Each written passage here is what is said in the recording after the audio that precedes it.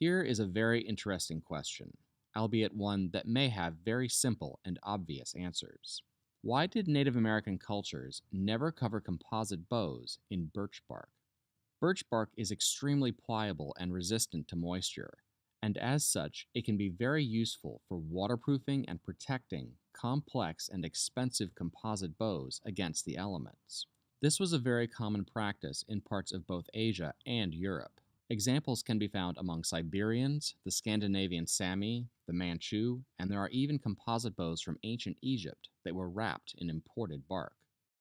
Now, many Native American tribes used birch bark for a wide variety of clever uses. For example, watertight containers, dwellings, and most famously, canoes. But why were native sinew-backed composite bows never protected in such a manner?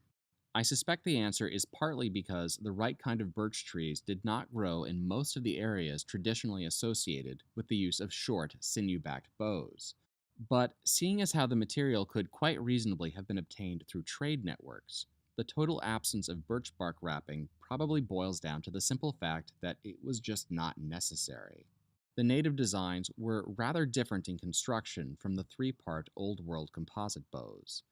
They did not have complex saya joints or bonds between dissimilar materials that were prone to delamination.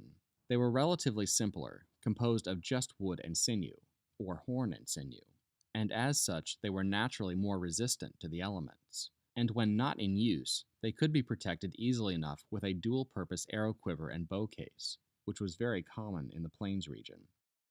Finally, we also have to consider the local climate. I recently had a chance to visit the Blackfoot Reservation in Montana, and I asked a few people about this subject.